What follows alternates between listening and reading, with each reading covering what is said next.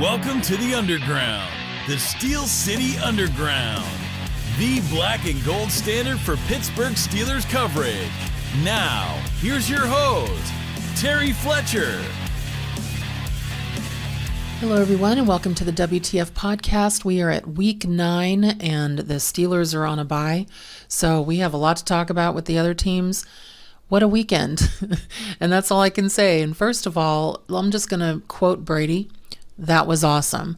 You know, for those of you that don't like him, and obviously when he played for the Patriots, if you're a Steelers fan, no, we did not like him because he owned them. But here's the thing. Now as a Tampa Bay quarterback, and first year he won a Super Bowl, didn't last year, and this year, obviously his personal problems are catching up with him.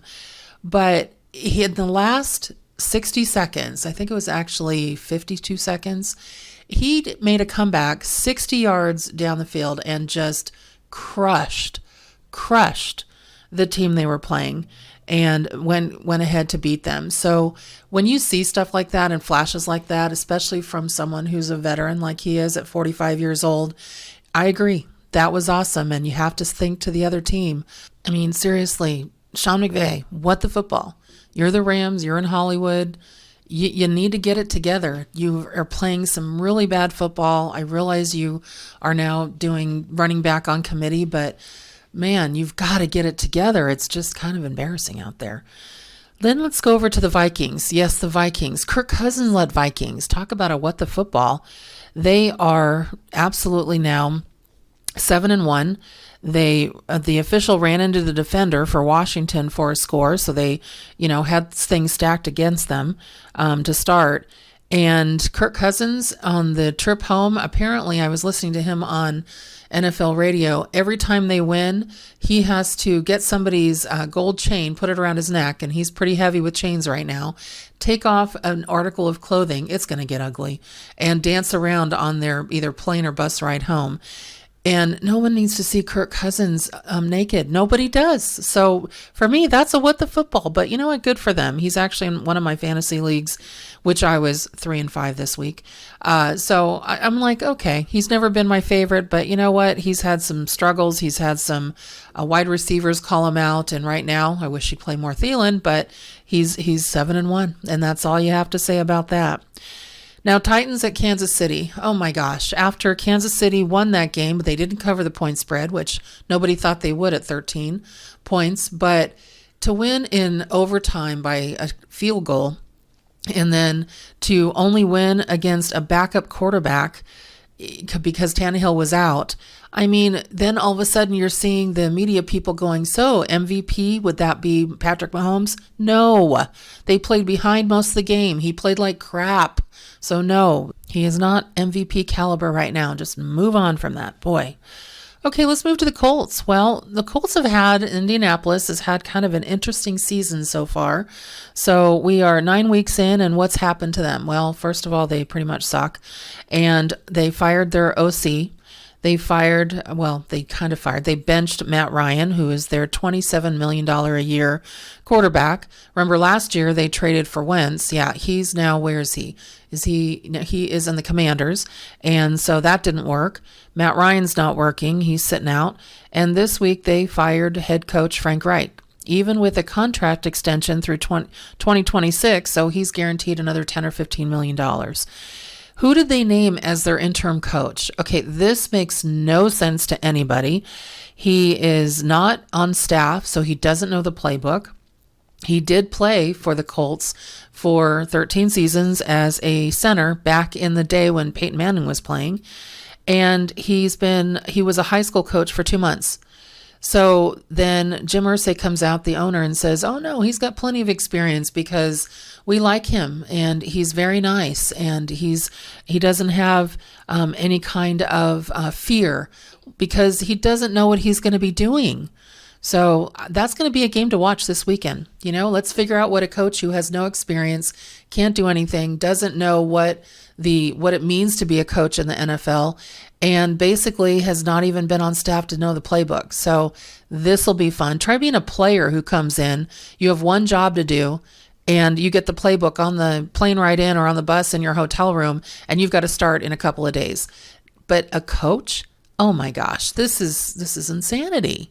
So just to throw it back over to Tom Brady for just a couple minutes, or let's just say a minute. He had 44 seconds left, not a minute. I just looked it up. No timeouts. His 55th career game-winning drive in the fourth quarter. Also hitting a milestone of 100,000 passing yards and milestone after milestone. So luckily he got it with a win. Otherwise, he'd be throwing footballs at somebody. So can I just comment on the Packers game? I know I seem a little giddy, but when the Lions, who were 5-1, beat the Packers, and Aaron Rodgers, who threw 3 interceptions, and again, people were anointing him. Luckily this weekend, I think people are really realizing that, yeah, he's a little washed up right now. Remember how some of the Yinsers out there, some of you guys out there, you were saying, oh, let's get Aaron Rodgers instead of start Kenny, instead of get Mitch Trubisky. I realize we're 2-6, but you know what? They're not doing much better out in Green Bay. So he doesn't take responsibility. Think of what happened in the Buffalo game. You've got Josh Allen basically sitting there and saying that he played like, and I won't say it on here because we have to keep it clean, but he said he played terrible in their win, or their loss, I should say, over the Jets. And the Jets beat them 2017 and just basically had some better defense. He threw a couple of interceptions. But then when you talk about the Green Bay team, and you talk about Aaron Rodgers, you roll your eyes and go, dude, what the football? Take some responsibility. But he's like, everybody is hurt and everybody's out, and just move on. Oh my gosh, he drives me crazy. Nobody didn't expect, I should say, the Eagles-Texans. Eagles are now 8-0, and I think they're just moving forward. They're not playing any teams coming up that have a winning record, so good for them. Remember our 11-0 start? Yeah, they're going to hit a brick wall at some point, but they are playing well, so I do have to say that. But then you get into the Ravens-Saints game, Monday Night Football. Oh my goodness. When you're playing against Andy Dalton, of course you're going to win. Of course you're going to win. And then the Saints had a couple of their defensive players get pulled out. It didn't even look like they were trying to tackle anybody. And there you go with Lamar Jackson playing a substandard team, 27-13 Ravens. And they are 6-3 right now. So they're at the top of the pack. But when you hear somebody talk about how great the Dolphins are, and I'm just like, wait a minute, what was that score? 35-32. What's great about that? So yes, you got the win, you squeaked by, but your defense gave up 32 points. 32, yeah, that's what the football moment if I've ever heard one. And here's one for the record book. So going back and talking about the loss by the Chicago Bears at 32 points to 35 Miami Dolphins, Justin Fields, so the Chicago quarterback, had 178 rushing yards, the most by a quarterback in a single game in the Super Bowl era. So the previous record was held by Michael Vick in 2002. So that was that was 20 years ago. Just saying. I mean, he balled out. He did everything he could on it. First of all, we saw his 61-yard scramble for a touchdown, and he did whatever he could to try to get that win, but just couldn't do it. The Bengals topped the Panthers 42-21. We're not surprised about that. Trying to even figure out who their quarterback is. Oh, yeah, right. PJ Walker. Well, he struggled, and then they put Baker Mayfield in mid-game, and yes, he had a long touchdown, but it was just too late to come back. I think the what the football moment there was Joe Mixon. So whoever had him in their fantasy league, oh my goodness. Talk about all these touchdowns. He had 5 touchdowns. He had 3 at the first half. So 4 on the ground, one receiving, and I've just never seen anything like it. So without Jamar Chase, they're not playing too bad right now. But let's talk about the biggest what the football moment for any team, and that would have to be the Jacksonville Jaguars against the Las Vegas Raiders.